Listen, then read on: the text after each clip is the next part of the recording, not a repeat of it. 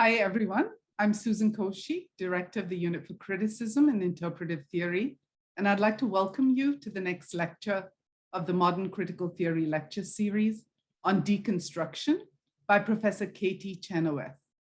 Joining us today to introduce Professor Chenoweth and moderate the Q&A is Professor Marcus Keller from the Department of French and Italian here at UIUC. Before we begin, I just want to quickly go over the format of the lecture for members of the audience who are joining us for this series for the first time. So the lecture is going to be divided into two segments of roughly 30 minutes each. And following each segment, we will have the Q&A. And we will be running the Q&A through the Q&A feature, which you will see at the bottom of your screen. So type in your questions into the Q&A, click on the tab, type in your questions there, and not on the chat tab. You can type in your questions at any point during the lecture, but Professor Chenoweth will answer them during the assigned times, which is midway through the lecture and at the very end. So thank you to all of you who have joined us for this lecture. And I'm now going to hand it over to Professor Marcus Keller to introduce Professor Chenoweth.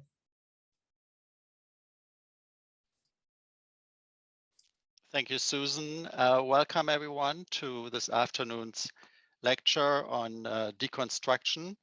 It's a pleasure to be the moderator of today's event, and I'm particularly delightful to introduce our guest speaker today, Katie Chenoweth.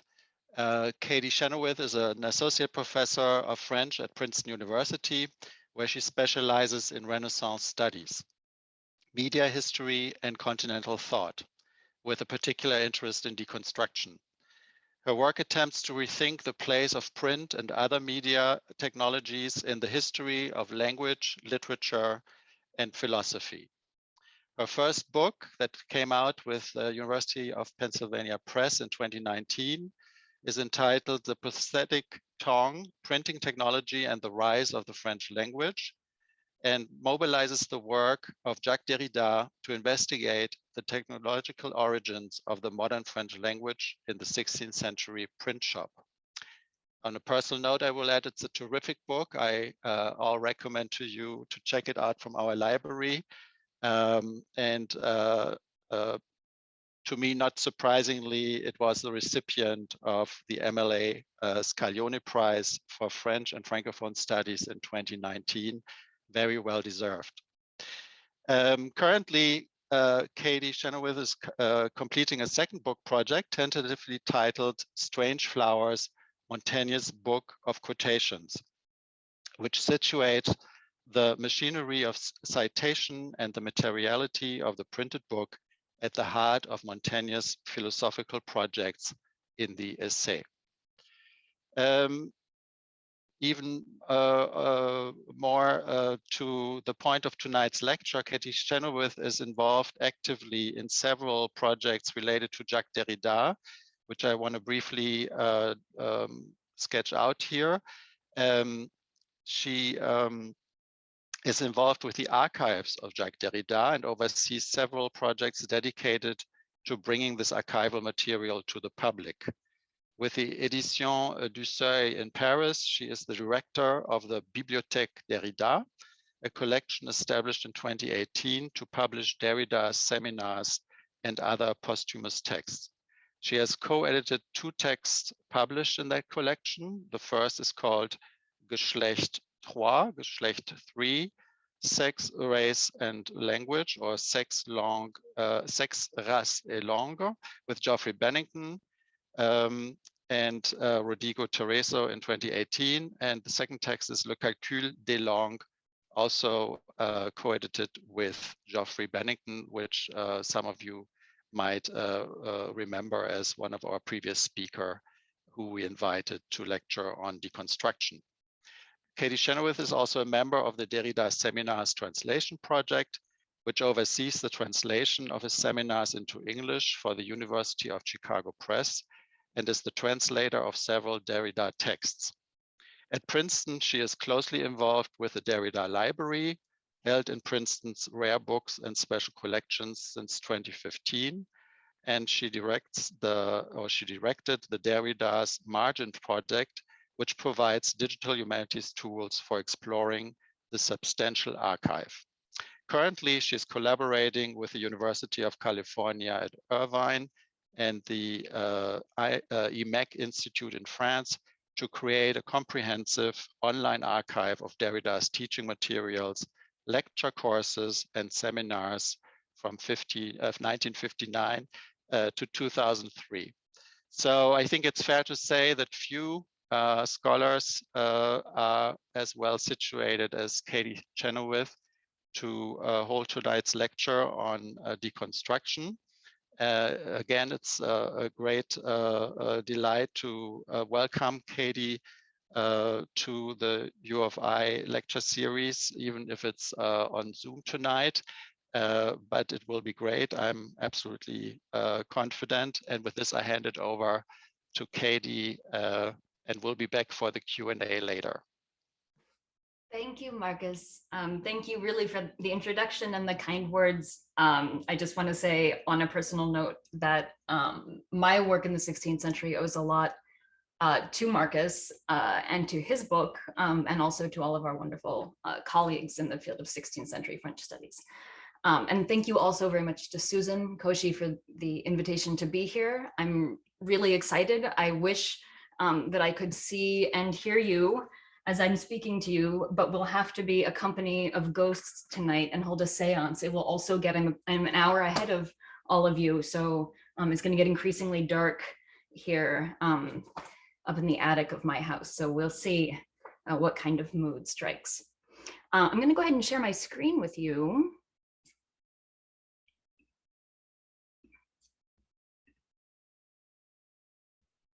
All right, and if no one cries out, I will assume that you can all see the screen and that we can begin.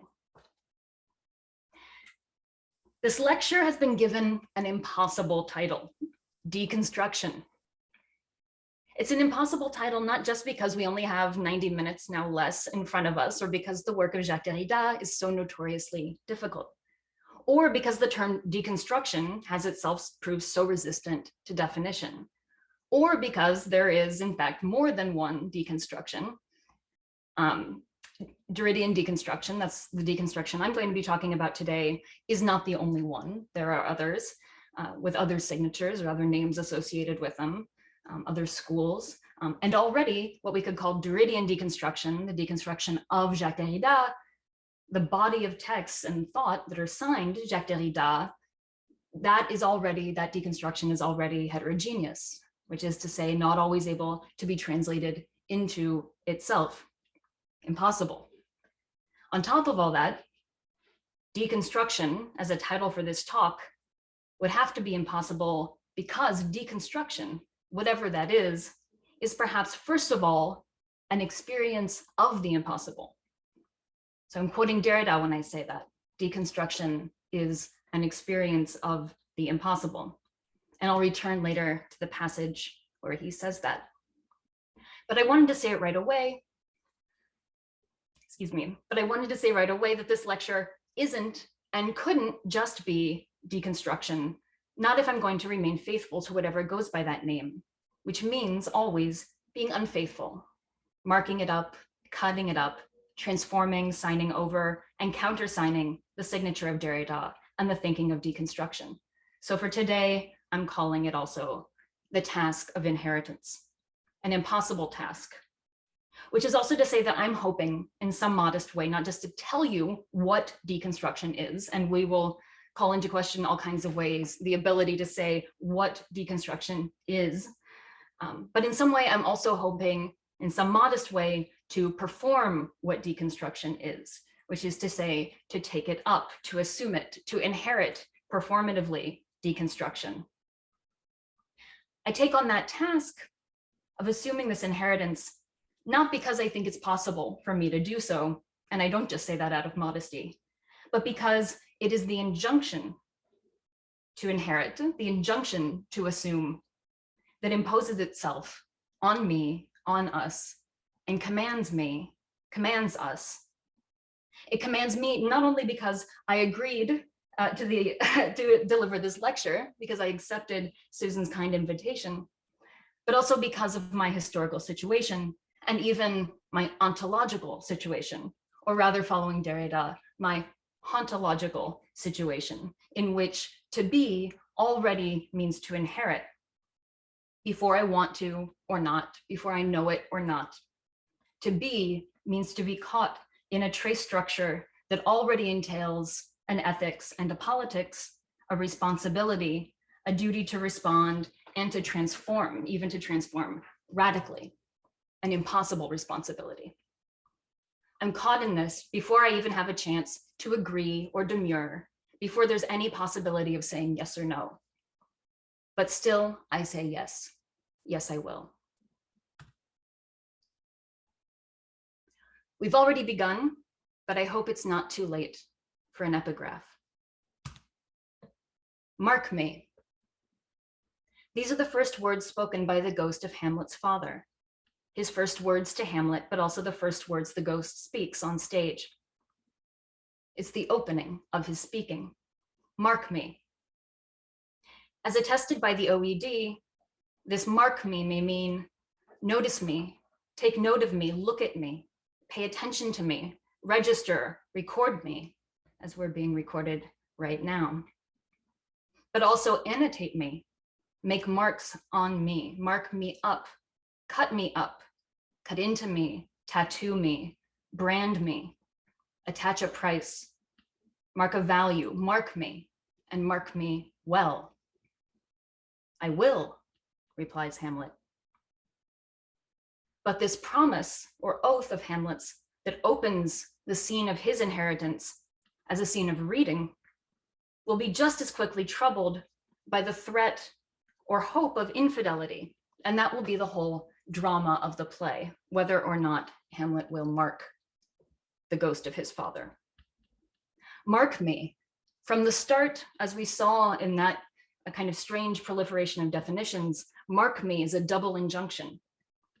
In order to mark you, I must mark you, which is to say, in order to pay attention to you, record you, to remember you, I must also cut into you, annotate you, mark you up, mark over you, cross you out, betray you. In order, that is, not to read you in a way that is simply pre-programmed, which in Hamlet would also be the revenge program, the program of inheritance as machinic repetition. In order to mark you, I must erase you. So this will be my second epigraph, and this one I'm just going to read without much further commenting and let it sort of hang, and then we'll return to it, hopefully near the end. So I'll read. This is from Spectres of Marx, and this was part of the reading that I had offered, or in the spirit of this inheritance talk, that I had enjoined you to read. An inheritance is never gathered together, right? So here he's talking about the heterogeneity of Marx's legacy, and our status as heirs of Marx and of Marxism, right? And the kind of plurality or multiplicity or heterogeneity of that legacy. So he says, but now he's generalizing to talk about inheritance. An inheritance is never gathered together. It is never one with itself. Its presumed unity, if there is one, can consist only in the injunction to reaffirm by choosing, right? So that's a really interesting moment. The injunction to reaffirm, the affirmation that comes by choosing. And that's that kind of mark that I'm talking about, of the mark me, right? To reaffirm, to mark by choosing, which is some kind of selection or marking up or cutting into. One must, the French there is il faut. One must means one must filter, sift, criticize. One must sort out several different possibles that inhabit the same injunction and inhabit it in a contradictory fashion around a secret. If the readability of a legacy were given, natural, transparent, univocal, if it did not call for and at the same time defy interpretation, we would never have anything to inherit from it. We would be affected by it as by a cause, natural or genetic. One always inherits from a secret. And the French there is ambiguous. Those of you who know French know that hériter de something also just means to inherit. So we could also read this as one always inherits a secret. You know, the thing that you inherit is itself a secret. A secret that says, read me. Will you ever be able to do so? So this is our question for today. The question about which we will also be asking questions. What is deconstruction? So what is deconstruction? The word first appears in any of Derrida's published work in Of Grammatology in 1967. We first find it on what is page 21 of the French edition, and I've excerpted that for you. This happens to be Derrida's copy of the first edition of De la Grammatologie. And here's the same text from page 11 of the most recent English translation. And I'll just warn you now that I will be doing frequent retranslating. So what you see on the screen does not necessarily correspond if you're reading along, as I hope you are. In the text, I've given you the page numbers, but I've very often modified the translation.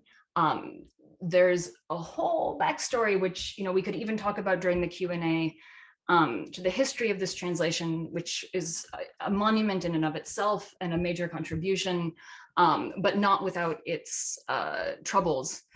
And sometimes it calls for some retranslating.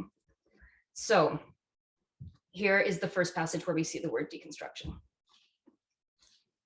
The rationality, but perhaps that word should be abandoned for reasons that will appear at the end of this sentence.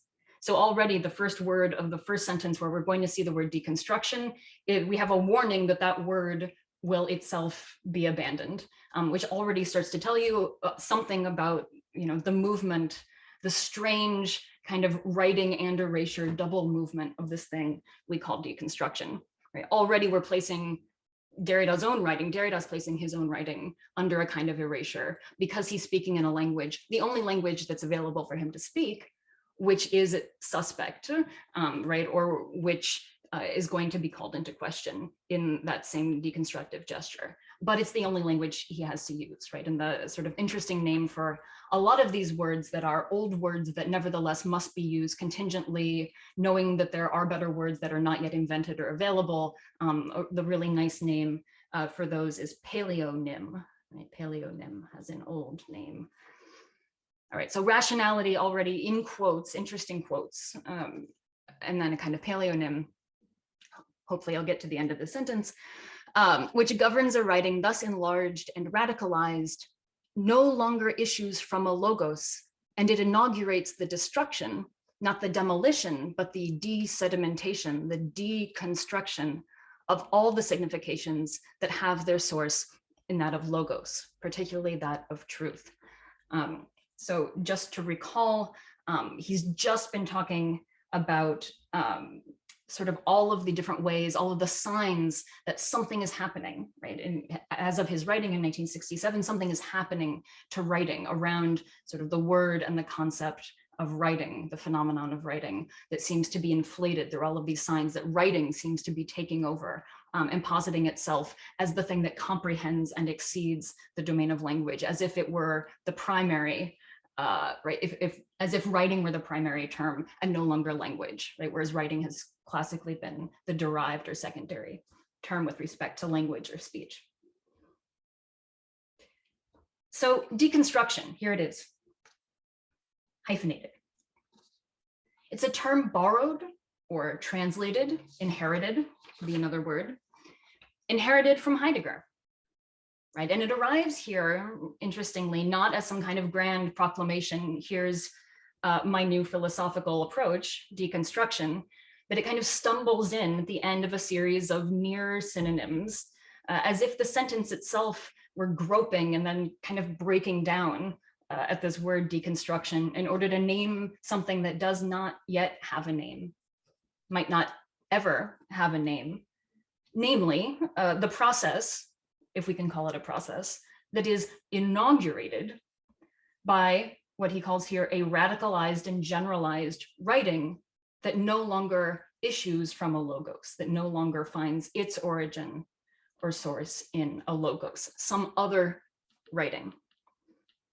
One thing to notice here, and we're going to see it in other instances of deconstruction, is that deconstruction is not here something that, that Derrida is doing, not something that even, kind of the whatever posited subject of this text, some kind of academic, I or we is doing. It's always something else, right? It's something impersonal. It's not the activity of a subject deconstruction. And I think that's really key to understanding what deconstruction is, if it is something, and how it works. We could spend really the whole session on this sentence and a dozen more sessions at least on Derrida's ambivalent inheritance of Heidegger. But I do want to insist on one element Derrida seems to most affirmatively inherit from Heidegger when he takes on this term deconstruction. And Heidegger will appear, if you jump down from this, just, like the next sentence or the sentence after, it's going to become clear, and sort of everyone in the scene in 1967, like, oh, this is Heidegger. We're talking about Heideggerian destruction. Marcus, please don't, I'm sorry, I'm offending your ears and those of all the other German speakers in the audience, I apologize. So Heidegger insists that his destruction, which is, his approach to the philosophical tradition, is above all a reappropriation or a remembrance of what has become encrusted or sedimented, right? And it is above all an affirmation, right? So this is all the Heidegger we're going to do today. This paragraph from Being and Time, I apologize, I didn't give you the paragraph number, we can find it. So this is Heidegger describing the project that he's undertaking with respect to the question of being and being in time. So if the question of being is to have its own history made transparent, then this hardened tradition, right, a tradition that is concealed or sort of crusted over the meaning of being, then this hardened tradition must be loosened up and the concealments which it has brought about dissolved. We understand this task as one in which, by taking the question of being as our clue, we are to destroy the traditional content of ancient ontology until we arrive at those primordial experiences in which we achieved our first ways of determining the nature of being, the ways which have guided us ever since. But this destruction is just as far from having the negative sense of shaking off the ontological tradition. We must, on the contrary, stake out the positive possibilities of that tradition. So for Heidegger to deconstruct, right, or what Derrida is translating as deconstruct, and what is translated by Heideggerians not infrequently as deconstruct, is to loosen what is calcified, or to dissolve it, right? Loosen up, dissolve, to remember what has been forgotten or concealed, to reconstitute, and to affirm. And it's this affirmation of the deconstruction that I think is really important to keep in mind with Derrida. But for Derrida, it will be this, but in the nature of inheritance, which is precisely this question of destruction and deconstruction. It's a question of inheritance. For Derrida, it will already mean something different in the translation from Heidegger's German and Heidegger's, idiom in the full sense. When it translated into or inherited into the Derridian idiom, it's going to mean something different. It will mean, rather, this is my definition, it will mean to make something happen to a tradition. It will mean to make something happen in and to what Derrida will call not tradition, actually, but héritage, right? That's going to be his word, right? Héritage, which means inheritance, heritage, legacy, means all those things, right? To make something happen within what is inherited or passed down in that what he comes to see as the ontological structure or hauntological structure in which we exist. So héritage is the word that we will see appearing alongside the next occurrence of deconstruction on page 25 of the first French edition, which is page 14 of your English translation. So this is Derrida saying, and I've really significantly modified the English here because it pains me to say there are just things that are, not stylistic differences that are quite misleading in the published translation. So please follow along with this English. We must especially not renounce these concepts, given that they are indispensable for unsettling the heritage to which they belong. And don't worry right now about what these concepts are. If you know, great. If not, don't worry. What we're interested in is sort of formally or structurally how deconstruction is operating with relation to what it's inheriting, right? And the concepts, that's what the concepts are. It's the concepts of the inheritance. And we'll talk more later about what those are. So we must especially not renounce these concepts, given that they are indispensable for unsettling the heritage to which they belong. Within the closure of an epoch or a system, right? Through an oblique and always perilous movement, constantly risking falling back within what it deconstructs, it is necessary to surround, and it's interesting, the word there is entourer, which also is an interesting textual practice, right? It means like to circle a word. And it's in fact what you see Derrida doing all the time when he goes after terms that are going to become these kind of operators in a deconstructive reading, as he does in fact circle them. Right, so it's necessary to surround the critical concepts with a prudent and meticulous discourse, or careful and meticulous discourse, to mark the conditions, milieu, and limits, sorry for the typo, of their effectiveness, to designate rigorously their belonging to the machine whose deconstitution they allow, not deconstruction there, deconstitution. And in the same stroke, the fault in the sense of a crack or opening, right? The fault through which the as yet unnameable glimmer beyond the closure allows itself to be glimpsed. Okay. So again, before asking anything about the content of this inheritance, these concepts, which go by many names, logocentrism, phonocentrism, metaphysics of presence, and then sort of everything having to do with the sign, we need to pause and ask what's happening here formally and indeed structurally. And we can't forget that in France in 1967, when this book comes out, structuralism is the dominant paradigm within which and also against which Derrida is writing. So what does it mean here to deconstruct?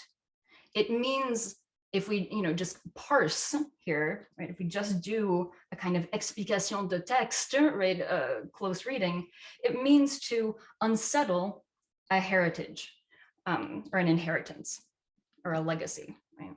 What is inherited? The French there is ébranler, right, which means to shake or shake up, to rattle or unnerve, to make tremble. But also, interesting other sense, to set off or get going, right? Like to set in motion, ébranler. This is a shaking of what is inherited. But this shaking happens not from outside, right? This is not me standing outside of something and going, right? This is a shaking that happens from within the system, from within what he calls the closure. Here, the closure or enclosure of the logocentric epoch. Deconstruction can't simply do away with or renounce the concepts it has inherited, right? And renounce is something you can do to an inheritance, for example, right? An heir can renounce and say, I don't want it. I don't want what was left to me. And Derrida is saying you can't do that, right? Constitutively, you can't, because it's what you have, right? It's the language you have. These are the concepts you have. You don't have any choice. You can't just renounce them, right? However problematic they may be, however oppressive, however rotten, however unjust, they can't just be renounced. Why? Because those are the very same concepts, the very ones that we need in order to make things tremble. And what we're making tremble is those concepts themselves, right? So you need the concepts in order to make the same concepts tremble, shake, move, right? And open, right? To make something happen so as to allow a glimpse. This is his super interesting word. It's entrevoir, right? So that you can just catch, you can't quite see it. You can't get it fully in your gaze. Interesting parallel to the visor effect in Spectres of Marx, this thing that can't be seen. But this is the future, right? This is what is outside of the logocentric epoch, if there is an outside. Right? This is how we get a glimpse, that shaking of the concepts with themselves. is how maybe, this is the risk, right? Maybe we get a glimpse of what might lie on the far side. This amazing French word, l'outre-clôture, right? This sort of outside of the closure. We must begin from where we are. It's the only place we can begin. There's no outside position from which to get purchase, from which to see where we are, to handle concepts. There's no meta language.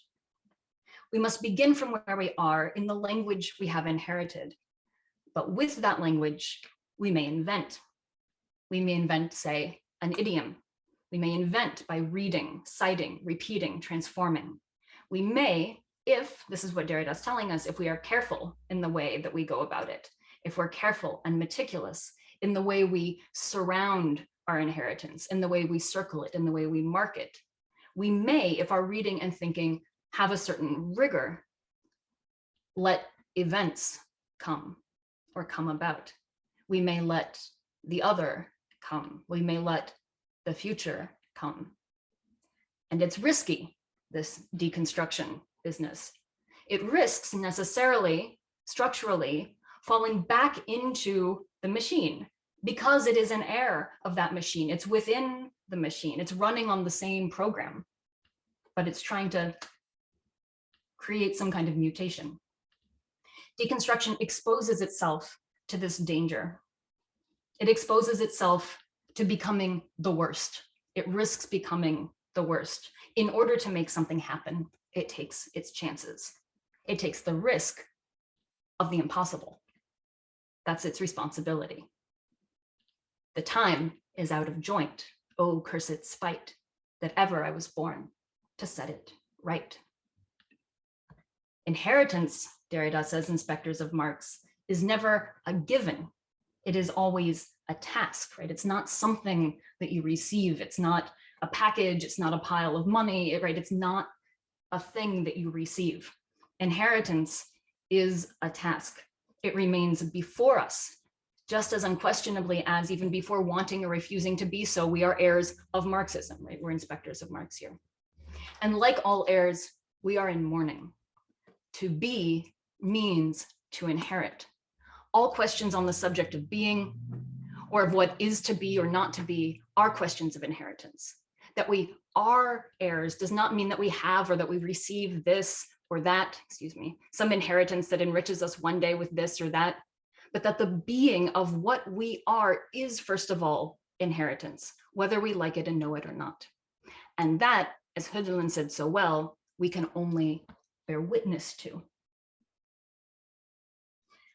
So Derrida inherits, and I want to take this word, hauntology, or the French word ontologie with an H, to show us another example of what this inheritance looks like for Derrida. So Derrida inherits conceptually and in language ontology, right, with an O. He inherits ontology,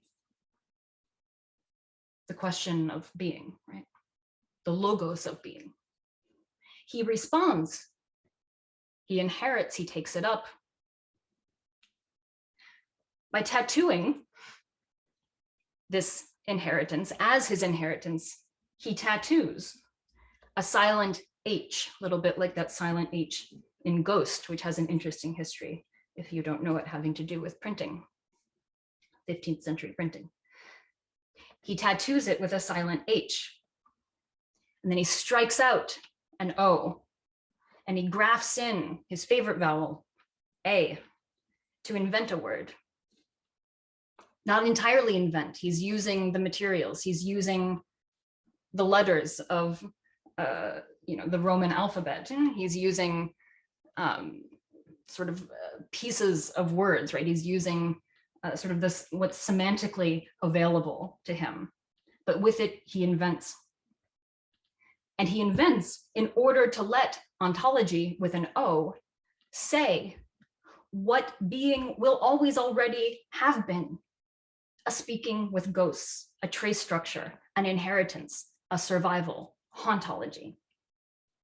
Each time for Derrida, this task is taken up in a particular way, as a reading that attends patiently and seriously to the text before it, that listens seriously, that marks in both senses.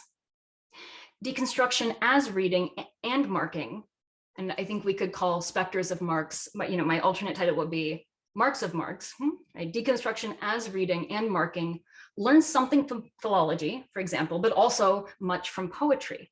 Its inventions are poetic, kind of poetico-philosophical. They are acts of poiesis, the impossible, letting each ghost speak singularly. And this is from another text, Psyche, Inventions of the Other, Invention of the Other. The danger for a task of deconstruction would rather be the possibility and of becoming, that's not a mistake, it's the weird syntax, the possibility and of becoming an available set of regulated procedures, of methodical practices, of accessible paths. Right, so deconstruction shouldn't be a formula, it shouldn't be a method, it shouldn't be something that you look at one person do and like a techne that you can just, repeat 1, 2, 3, 4, 5 steps and boom, you've deconstructed, right? If you're doing that, Derrida says you're not deconstructing. And in fact, that's the danger. That's one of those dangers. That's one of the risks, the worst that deconstruction can fall back into being, that it risks falling back into being. The interest of deconstruction, what's interesting about deconstruction, what's interesting about its force and its desire, if it has any interest, is, Derrida says here, a certain experience of the impossible. And then he glosses that by saying the experience of the other as invention of the impossible. In other words, as the only possible invention. That's a really tough passage. But I'm seeing that maybe we're at a good time. It's a little bit sooner than I was going to stop, but I think maybe, Marcus, what do you think? Would this be a good moment to stop and do some Q&A? Yes, absolutely. If you can pause here because there are questions. Let me start with the first one. It's by Calandra Warren. How is it being always already ontologically haunted? Oh, well, at least you didn't ask a hard question.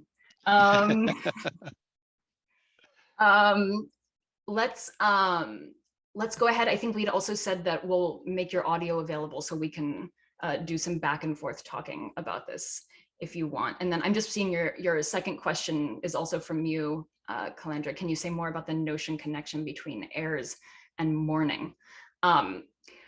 So how is being always already haunted?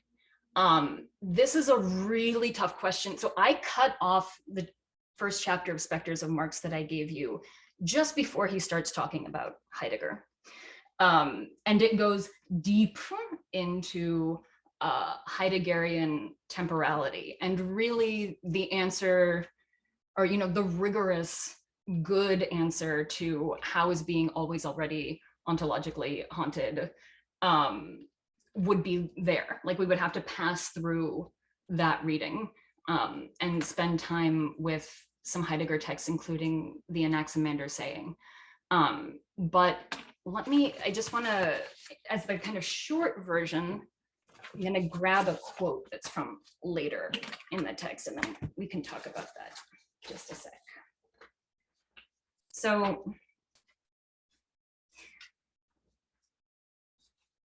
it has a lot to do with what Derrida sort of after Heidegger is calling historicity, right? Thinking that being is historical, right? Being is not static or transcendent.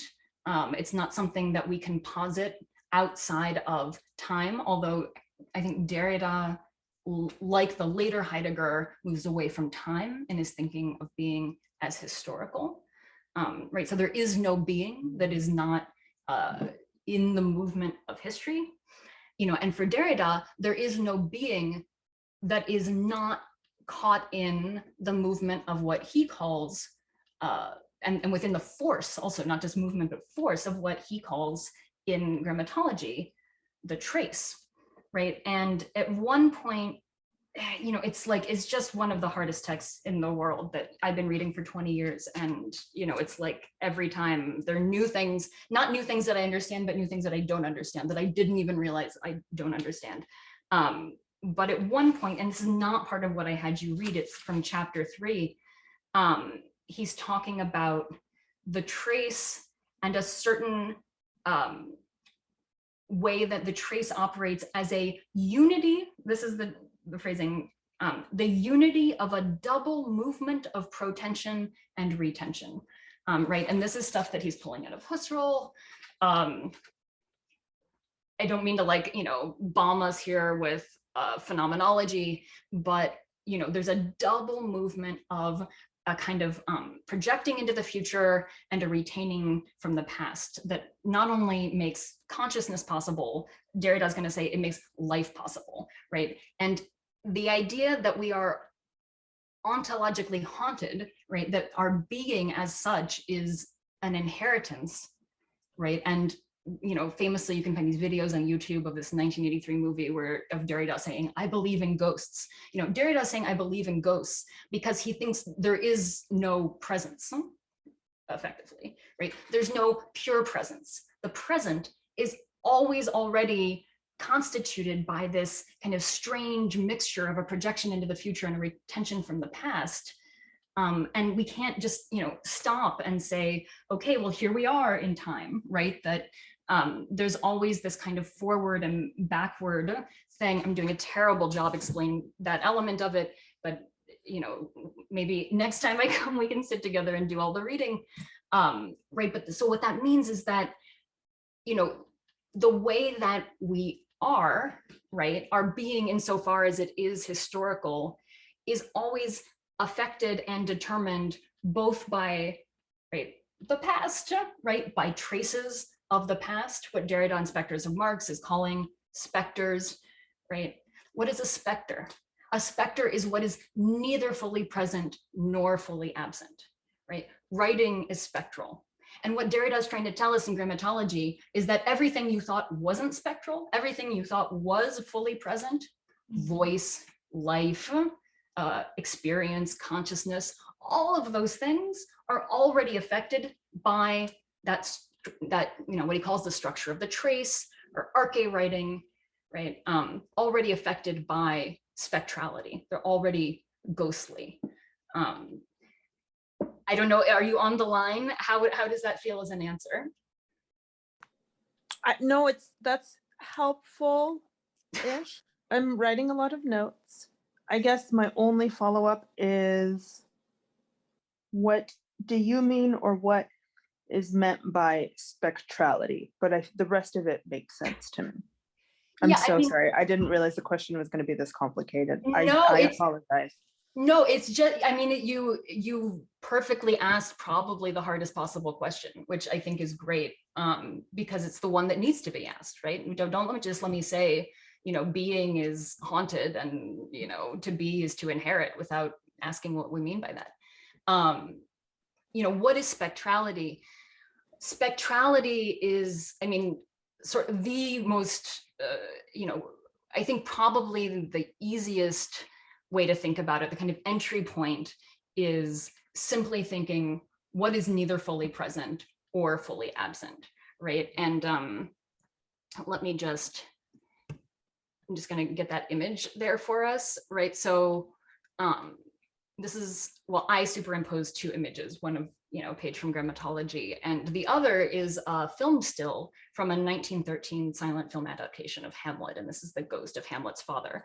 And in this film, you know, this is one of these early, sort of in the spirit of Georges Méliès, these kind of early special effects.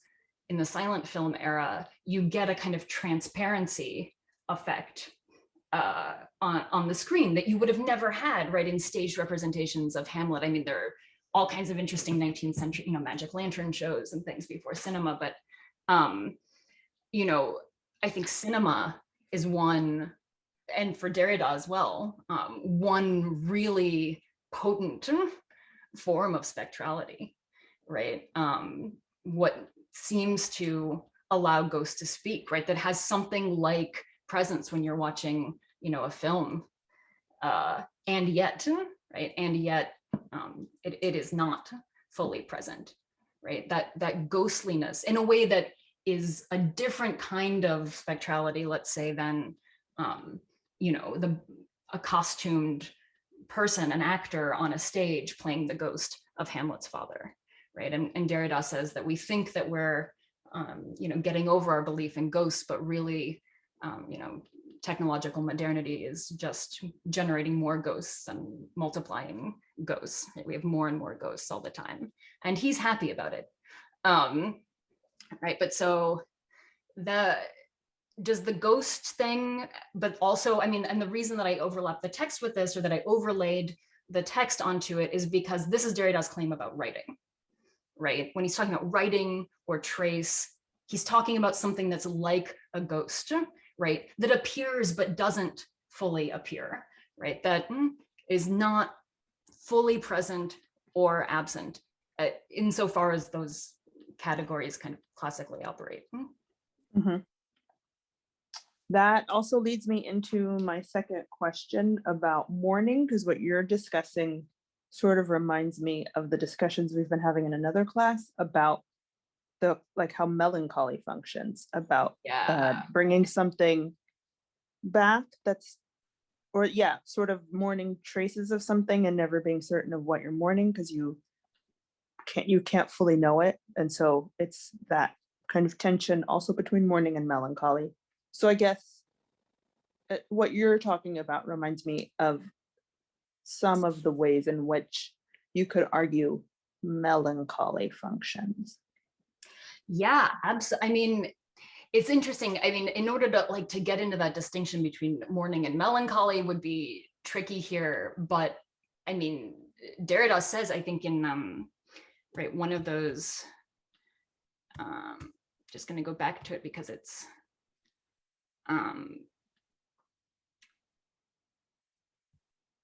here in this passage, right?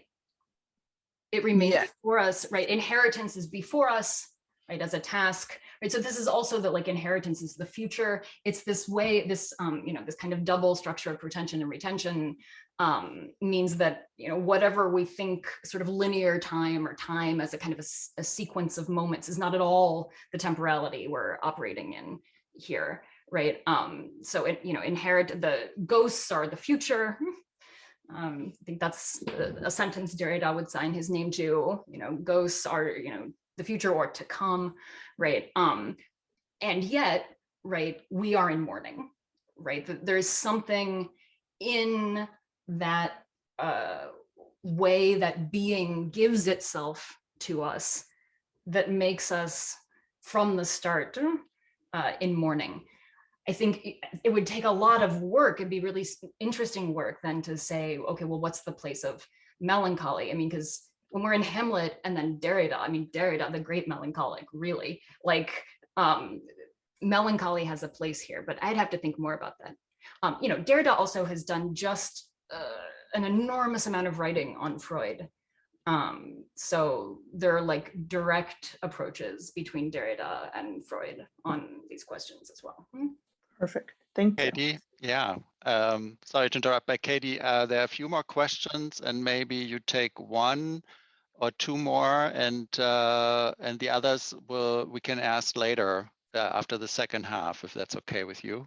Sounds great. Yeah. So the next question is by Emily Landkammer.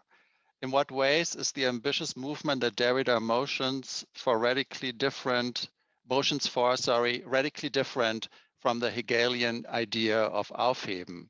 How does he inherit and transform this idea? Yeah, so that's the next hardest question. So my first instinct would be to say he's written just enormously on that specific question, right? He's obsessed with not just Hegel, but with the Aufhebung in particular. And you could say he has this giant, amazing, weird book, Glas, this book written in 2 columns, one of which is about Hegel, the other of which is about Genet, and that whole book is about the Aufhebung and trying to work through. But the kind of easy answer is that this is going to be too easy, but the easy answer is in the Hegelian Aufhebung, what happens, Hegel's idea is that, let's say in a dialectic of life and death, right, that we have, life that is negated by death, but then there is some other form of life, right? Spiritual life, the life of spirit in Hegel, that then is going to, it will, pass through death, but then it emerges, let's say, unscathed, right? It is marked by the movement of the dialectic, but it emerges, let's say, without remainder. For Derrida, that's too clean, right? That's too, his resistance to the Aufhebung is that idea of the relève, as it gets translated into French, without remainder. He wants to say, when he's thinking about the relation between life and death, which will be a non-oppositional and non-dialectical relation, it's going to, life has to sort of pass through the trial of death, but it does not emerge unscathed and triumphant as the life of spirit, right? It gets caught in, it's contaminated and caught on death, right? And in death. And, so his term is going to be life, death, la vie, la mort, which he sometimes hyphenates and sometimes doesn't, right? So that gives you just some sense, I think, of the different operations there. Yeah, Derrida's not dialectical, or doesn't want to be, but he probably risks falling into it. Thank you. One more, or would you rather continue with the lecture?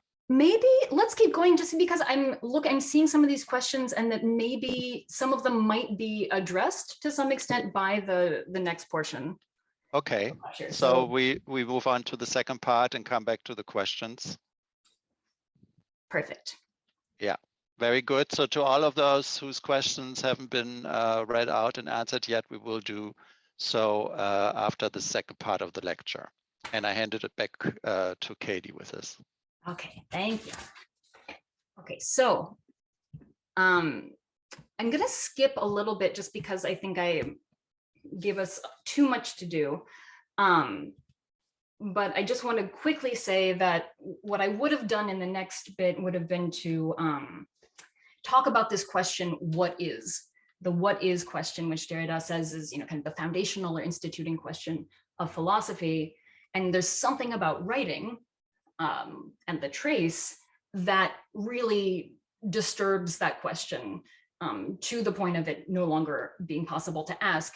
And at the same time, or so, in the same stroke, with the troubling of that what is question, the possibility of knowledge about writing in particular, something like a science of writing or grammatology, right? This is the title of the book, is disturbed, but also kind of the possibility of knowledge or science in general. And, we can just read these quotes together quickly, right? What the thought of the trace has already taught us. This is the beginning of chapter 3, so we've learned a lot by the time we get to chapter 3. What the thought of the trace has already taught us is that it could not simply be submitted to the ontophenomenological question of essence. I'm sorry, it's full of typos. I'm a terrible typist. Right, the what is question is a question of essence and a question of origin. And those are the things that the trace and this kind of generalized or radicalized understanding of writing are really going to shake up, right? Origin and essence. Right? He says the trace is nothing. It is not a being. This is Heideggerian language. It exceeds the question what is and may make that question possible. Right? So just as it turns out that writing is actually what makes speech possible, right? It turns out to be primary or originary, not in some like chronological sense or historical sense in that way, but in some other understanding of history, writing, or the things that we associate with writing as the condition of possibility of speech. And he's saying, it turns out the trace may be that kind of condition of possibility for the what is question, which it then in turn makes impossible. It's kind of hard stuff, but let's move on from that. I was going to end up by saying grammatology, science of ghosts. All right, so I want to take us now to a few kind of common misconceptions about this book of grammatology, Derrida's big book, the most famous book, and then about deconstruction more generally. Okay, so first misconception is that what Derrida is interested in doing here is in taking the hierarchy that has, cultural and philosophical hierarchy that has long privileged speech over writing, and that he wants to overturn or invert that hierarchy. So I want to say that is a misconception, right? So when he talks about writing as primary or originary, this other sense of writing that he's given that term, where he's no longer just talking about writing in the kind of colloquial or ordinary sense, it doesn't mean simply overturning or inverting that metaphysical hierarchy, right? So while Derrida is definitely, absolutely inheriting from Nietzsche a certain genealogical maneuver, right? Deconstruction does not aim to do, like Nietzsche seems to want to do, does not aim at a transvaluation of values, right? It's not about taking the debased or secondary term and proclaiming, the triumph or revaluing that term. It's not that, right? It's not about prioritizing writing over speech, absence over presence, death over life, etc. Right? So it's a matter instead of seeing how all of those things that were supposedly the exclusive domain of writing, right? Difference, deferral, exteriority. He gives us many sort of these properties that have been associated with writing in opposition to speech, right? Or properties that I think we could now say have been repressed into writing, debasing it within a hierarchy and opposing it to speech in what seems or has seemed traditionally to be a clear-cut way. Instrumentality, all of that, right? All of those things are already at work within speech, right? So he wants to not invert the hierarchy, but say what you think is only happening in writing is actually happening on the other side of the opposition as well. It's happening on both sides, right? So not only is it happening on both sides, the thing that's happening over here on your repressed, debased side is actually the condition of possibility of the good term, right? The good, prioritized, privileged term. It's the condition of possibility, right? Writing is actually the opening of speech, language, meaning in the first place. In the first place, again, we're having to understand what that would mean in some other way. It doesn't mean, at the dawn of time, we wrote and then we spoke. We're not talking about that kind of history.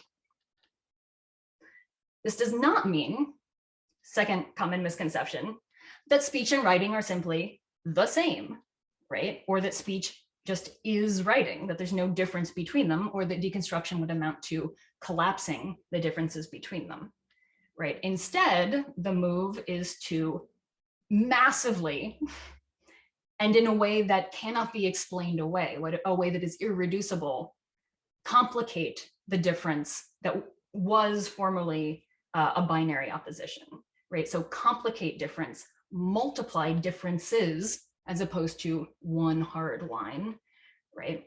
So that they no longer stand in a relationship of binary opposition, operating alongside that whole chain of binary oppositions, that seems to constitute the metaphysical system of values, right? Presence, absence, life, death, good, bad, all of those, right? They kind of all operate as an analogous chain.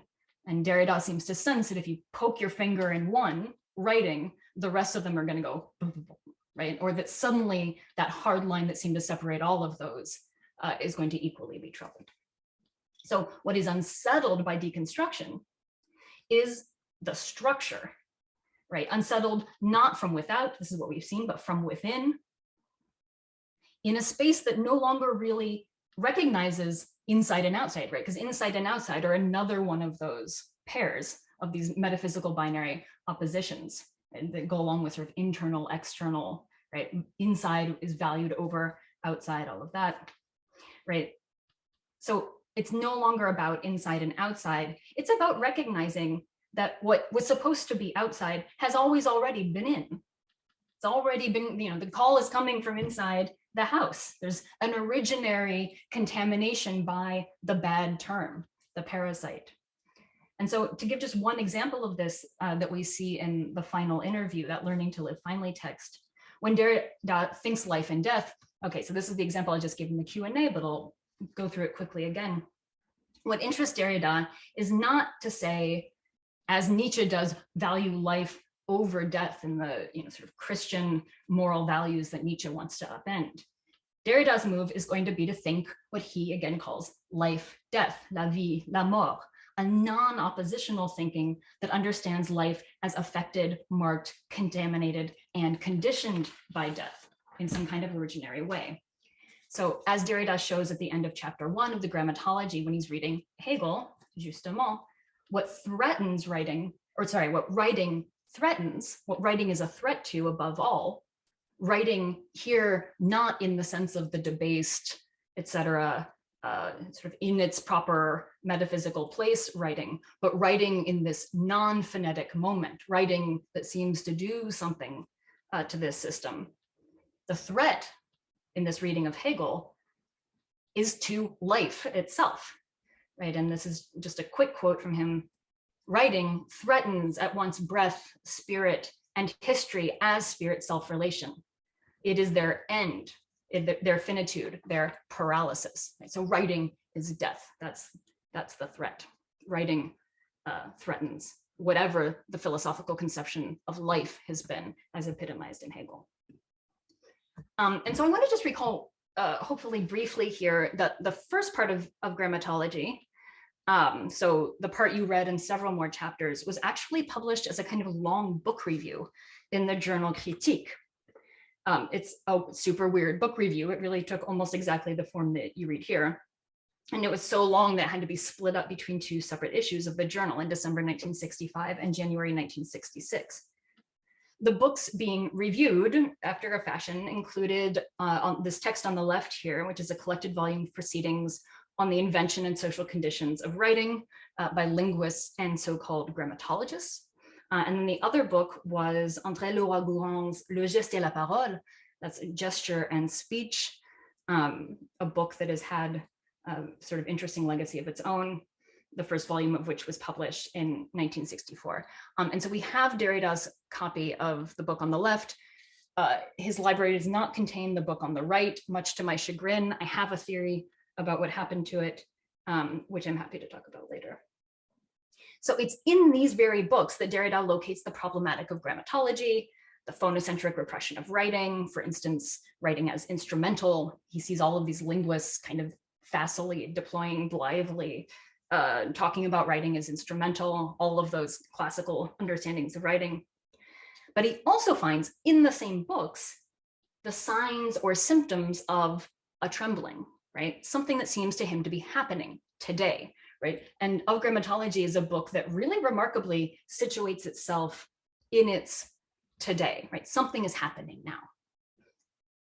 One of those signs is what Derrida sees as the extension or inflation of the concept and term writing itself, right? He says the concept of writing has begun to overflow the extension of language, right? And I talked a little bit about this earlier.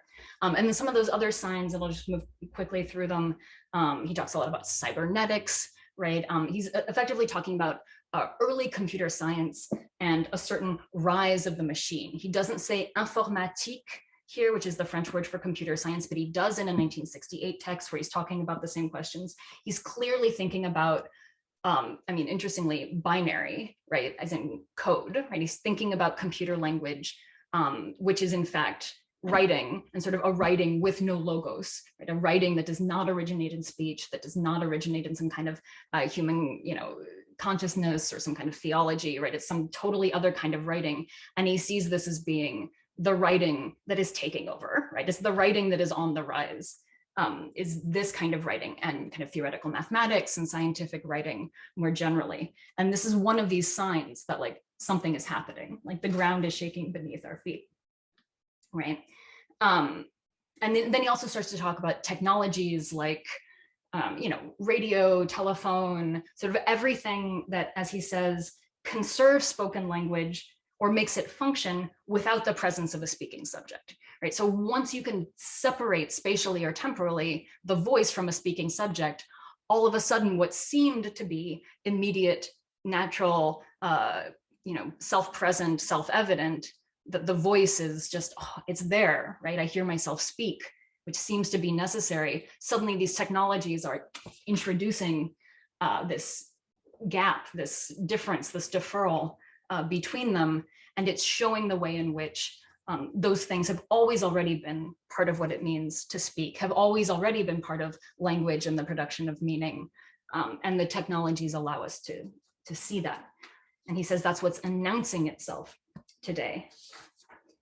And then I just pulled out a quote here just to give you a sense of some of the things that Derrida is finding in these books, right? Because I really want you to, I want to insist on the fact that whatever Derrida is doing all the time, it's reading, right? Not that he's reading books from cover to cover. He's not that kind of reader. He's reading in this very kind of selective, hunting things down way.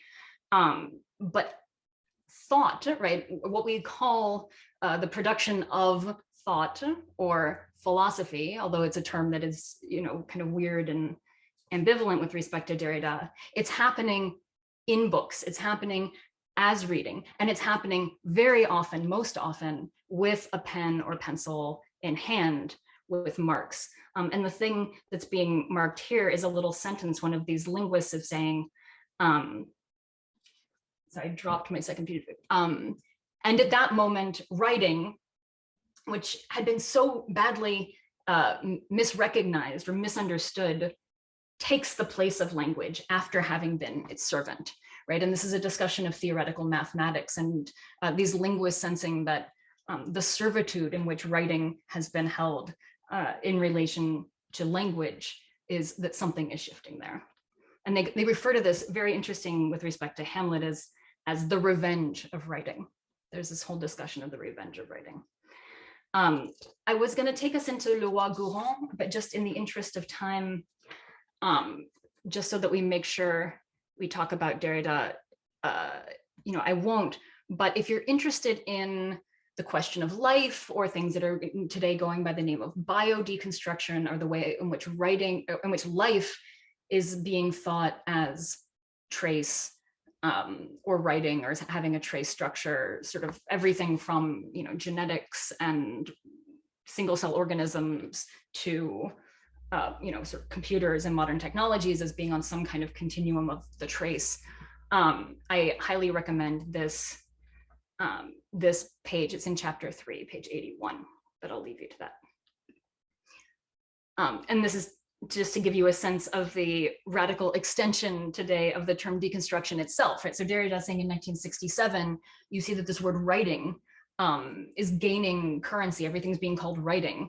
And he says this is symptomatic of something that's happening historically. This is symptomatic of something that's happening culturally. And what's really remarkable is that since 1967, the word deconstruction itself, you know, has taken on just kind of wild proportions. One of those being, I mean, the amazing cooking of, you know, chefs at Al Bulli and elsewhere, but also, you know, like I'm sitting on New Jersey Transit sometimes and I hear the girl in front of me say, oh, I deconstructed my sandwich, right? And she means she, you know, took the bread and the cheese and the turkey apart, right? So something about, you know, whatever Derrida's talking about in those opening pages of chapter 1 has come, it sort of picked up the term deconstruction itself. But I'm talking about these books and the fact that this whole thing began as a kind of book review to tell us about what deconstruction does or is. There is no deconstruction without reading. Deconstruction always happens, always on the basis of another text or texts. In this respect, it would appear to be markedly different from classical philosophical approaches, which, you know, kind of presuppose some kind of more immediate apprehension of either ideas or the world. You know, you can think about phenomenology or Plato. I mean, you can sort of Descartes, take any example you want of someone who's called a philosopher, right? What philosophy does. But deconstruction happens in a scene of reading.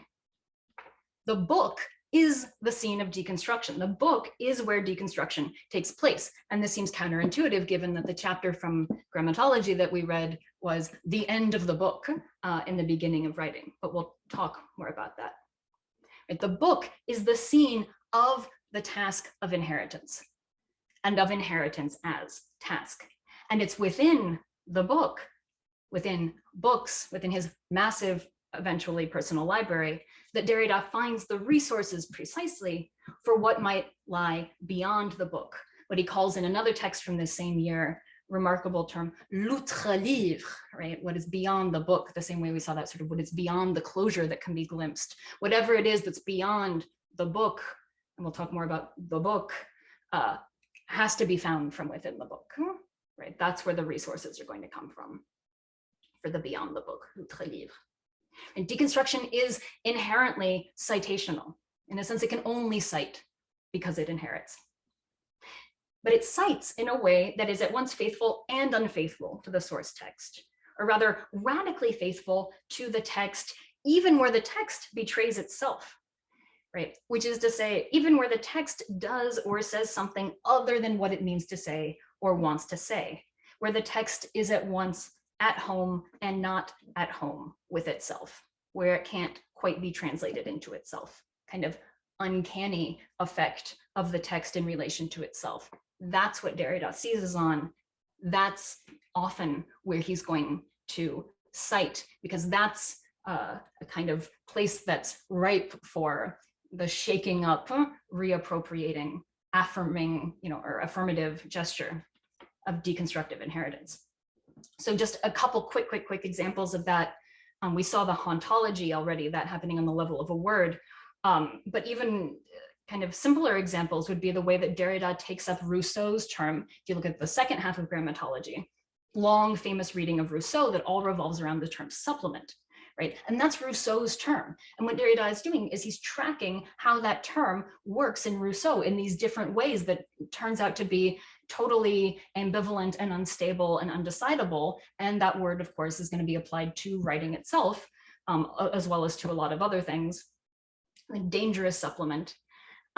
Right, and so he picks up Rousseau's term, and then it becomes his term, right? Supplement is one of the terms now most associated with Derrida, but all of Derrida's, concepts are not things that he, pulls out of, or thinks he's pulling out of his mind, right? He's taking them from texts, right? They're citational. The same is true. Just one other famous example of his use of the term Pharmakon, right? This is a term he gets from Plato. It's this term that is about, writing and technology for him, this double effect of, Pharmakon means both remedy and poison in Greek, but it's also that effect of technology where it's, both sort of the best and the worst. It's, both an aid to memory and destroys memory.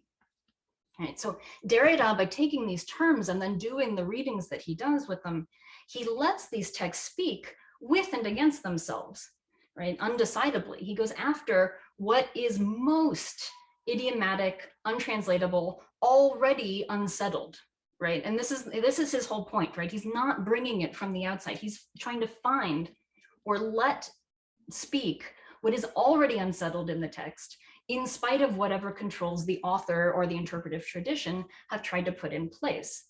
And he lets that unsettledness appear and then signs it, right? There is something complicated, in order to give that text and us some other chance, right? Some future or survival, right? So I feel like I should be moving towards a conclusion here. Let me just say one or two more things. So I want to say, in some sense, of grammatology isn't about writing at all, right? Even or especially when later Derrida famously says, il n'y a pas de hors texte, right? There's nothing outside the text, or there's no outside text.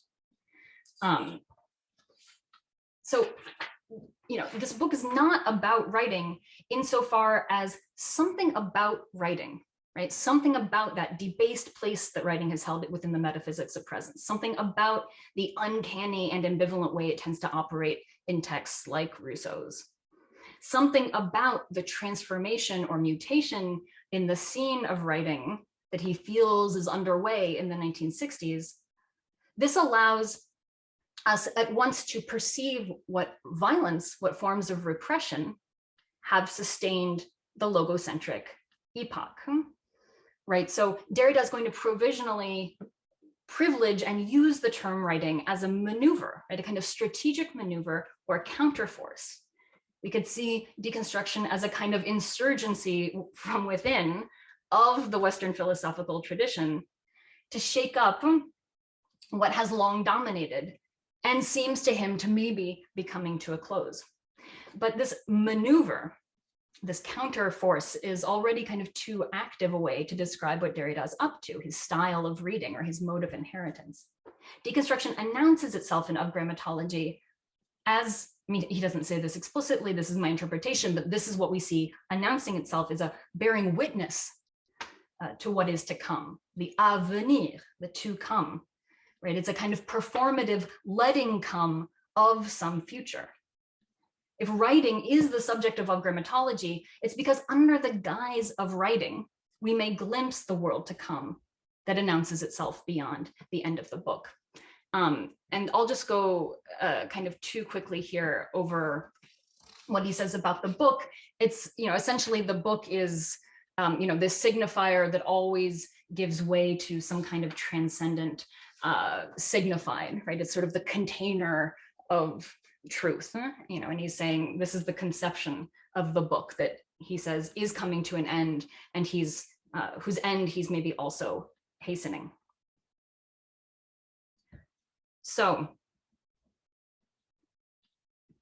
excuse me, I'm gonna just read this for us quickly. Except I dropped it on the floor. Here we go. He says, the idea of the book, which always refers to a natural totality, is profoundly alien to the meaning of writing. It is the encyclopedic protection of theology and of logocentrism against the disruption of writing, against its aphoristic energy, and against difference in general. If we distinguish text from book, we will say that the destruction of the book, as it announces itself today in all domains, bears the surface of the text. That necessary violence responds to a violence that was no less necessary, right? So something violent is happening in deconstruction, although Derrida, I think, would say that he wants it to be the least violent possible, but that there's some kind of necessary violence. And here's how I want to close today. Spectres of Marx and Learning to Live Finely, as well as lots of other texts, including the great autobiographical work, Monolingualism of the Other, what is clear, perhaps only in retrospect and with the help of those texts, is that the writing we see in Of Grammatology, or the project of deconstruction that's announced there, this task of inheritance and the letting come of the world to come, is from the start, already in 1967, even though it may not read that way, is from the start political and ethical. It's concerned from the start with all of those things that are going to be named far later, right, in the later decades of Derrida's work. Things like justice, hospitality, democracy, friendship, forgiveness, nationalism, sovereignty, and law. It's not an accident that the very first sentence of the exurg of Grammatology, before we hear about logocentrism, before we hear about metaphysics as what are going to be unsettled and deconstructed, and part of the same order, the first one named is ethnocentrism. And indeed, what Derrida, a 37-year-old Algerian Jewish philosopher who held a modest position within the French academic and philosophical institution, what he takes on in the name or under the guise of writing is what he calls the most original and powerful ethnocentrism that he says is on the verge of imposing itself over the entire planet. And it's not a coincidence, I think, that many of his earliest courses taught at the Sorbonne, like the one that you see here, during the period 1960 to 64, are written on letterhead borrowed or stolen from the soon-to-be defunct chair of the history of colonization. So Derrida had come to France from Algeria about 13 years earlier, right before this. So he's been in France for some time. It's where he was educated, but his family is in Algeria. He grew up in Algeria. The beginning of Derrida's academic career in the early 60s, his development of what is to be called deconstruction takes place during the height and the end of the Algerian War, that is within a turbulent and violent scene of decolonization that ended in 1962 with an overwhelming vote for self-determination and Algerian independence, which Derrida hoped for very much. He was in favor of it, but which ultimately forced his own family, a French Jewish family who had lived in Algeria for many generations, to flee the country for fear of their lives. Jean-Luc Nancy, Derrida's friend and interlocutor who left us only a month ago, remarks in a text published after Derrida's death that 1962 was the year, and I'm quoting Nancy here, the year of the independence of Algeria and the independence of Derrida. And he links Derrida's famous neologism, différence, with an A, to this moment in which what is at stake was, I'm quoting Nancy here, less a refounding in an origin than the invention of an origin yet to come. And I would like to close, just want to bear this whole scene, this, sort of the moment of decolonization, the violent end of the Algerian War, and Nancy's words about this kind of double independence of Derrida and Algeria. I want to bear these things in mind while we read the final lines of that exurg, that kind of opening exurg. An exurg can mean an epigraph or an inscription of grammatology. And right, this is the same exurg that begins by evoking as the thing to be shaken up the most original and powerful ethnocentrism. So I'll read this quote and then we can move to Q&A. Perhaps patient meditation and rigorous investigation around what is still provisionally called writing, far from remaining short of a science of writing or of hastily dismissing it with some obscurantist reaction, letting it rather develop its positivity as far as possible. Perhaps these things are the errancy of a thinking that is faithful and attentive to the world irreducibly to come, that is announcing itself in the present, beyond the closure of knowledge.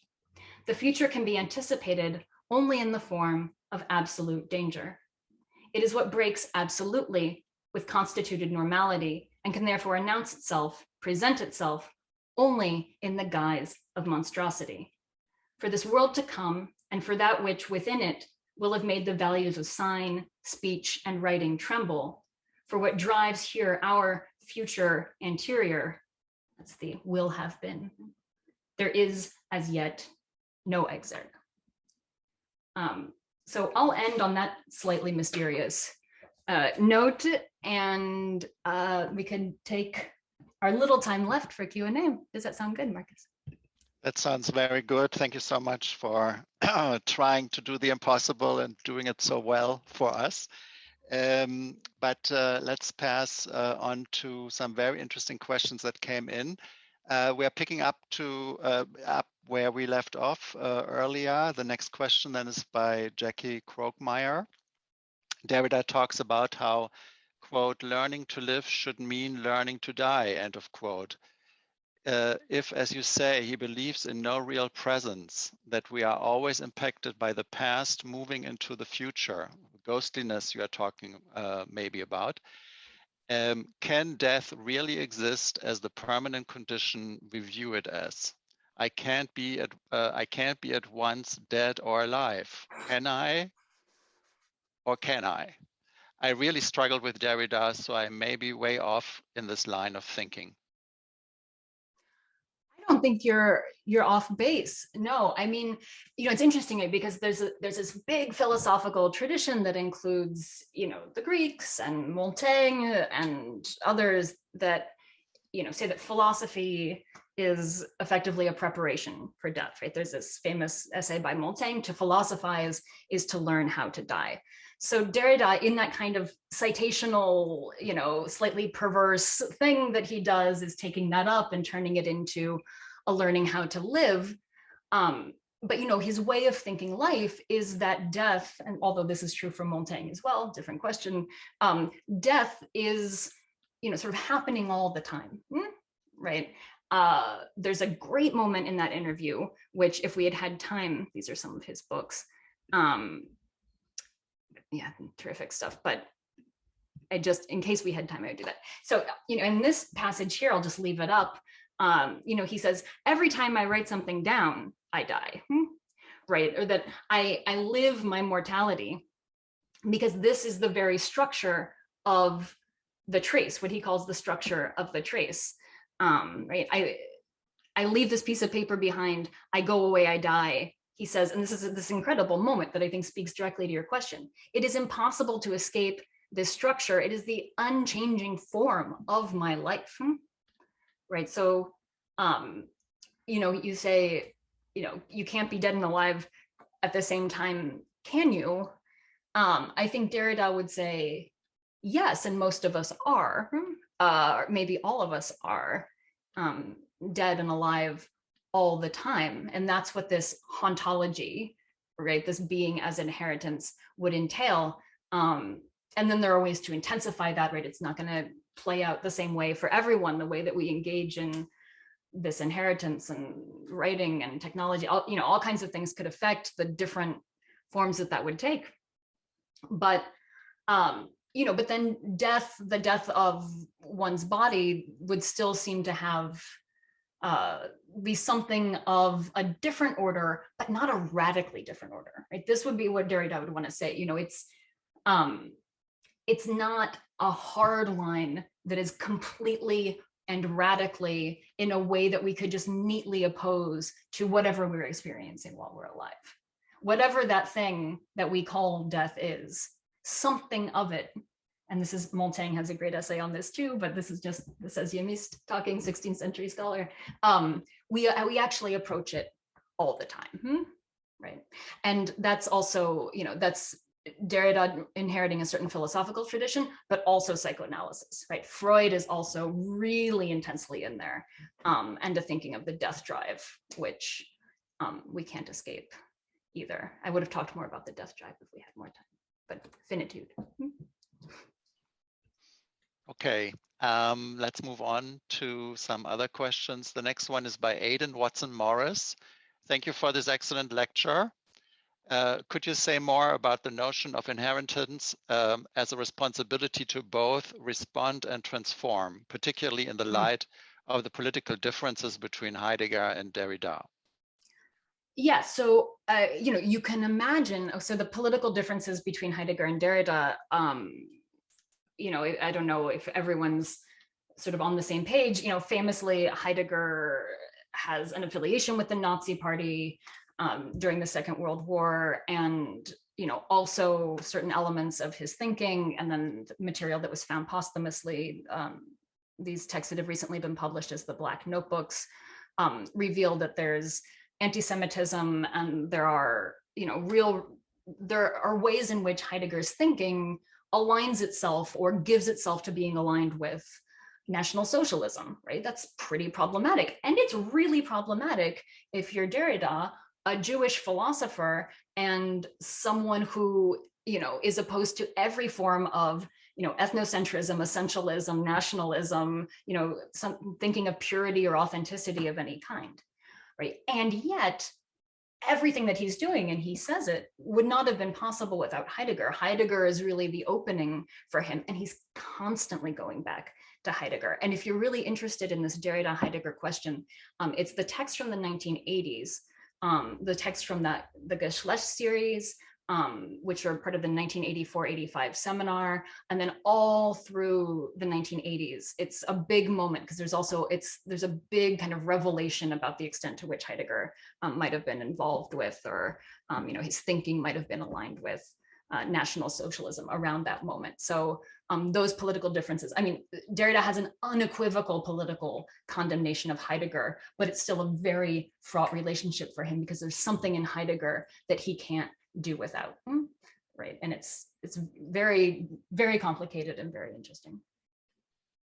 But the thing, I'll just say that being as inheritance, that itself, he's inheriting from Heidegger, right? That's a Heideggerian thought itself. So it's that very Heideggerian thought, which he's then going to think sort of back against Heidegger, and that's getting him entangled with Heidegger in all kinds of ways. It's a mess.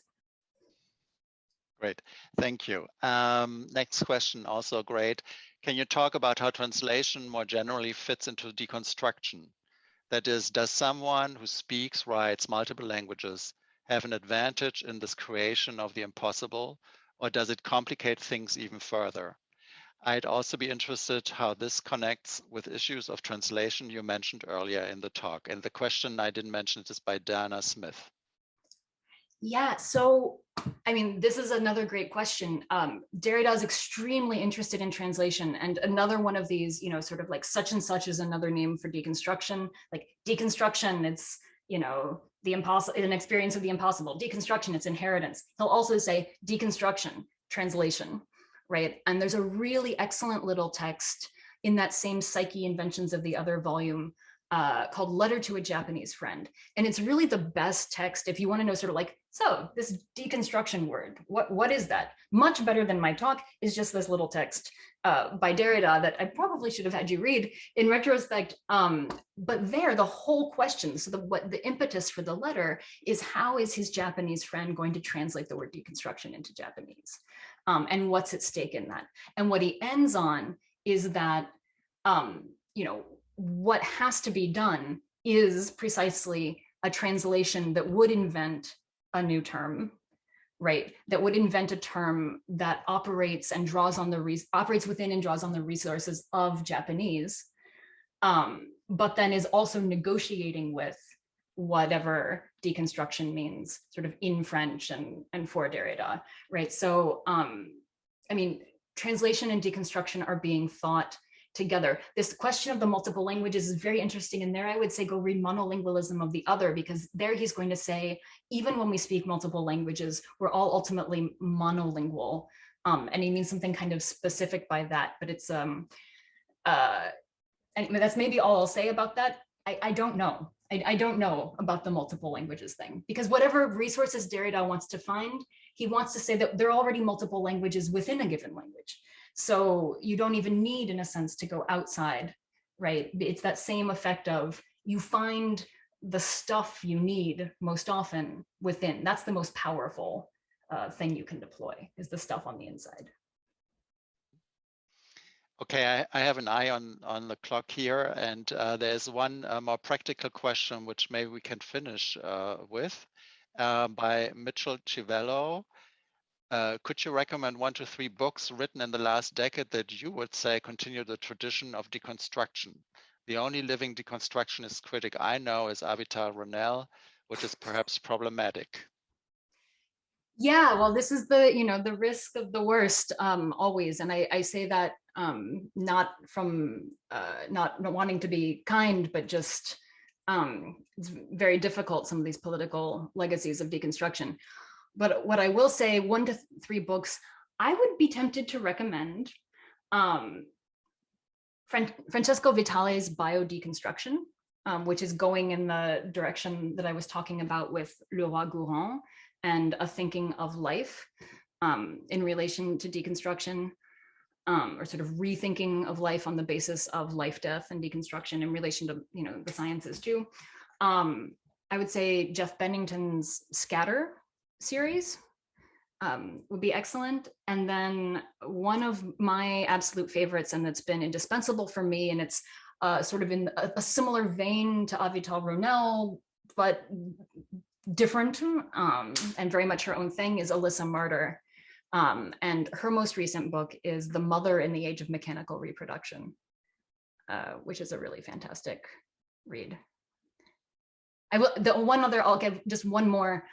David Will's prosthesis was not written in the last 10 years, but was recently re-released by Minnesota Press in the Post-Humanities series. And it's a remarkable, remarkable book.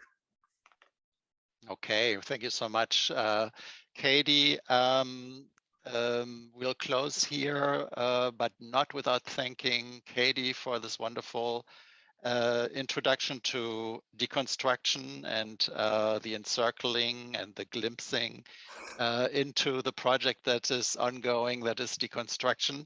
I want to thank all the attendees, those who are still here, with my apologies to those whose questions weren't asked. I'm sure you can send them by email and we forward them to Katie, and she will be happy to answer them this way. Please do, yeah, and I'm also sure you will have some very engaging discussions in your sections after tonight's lecture.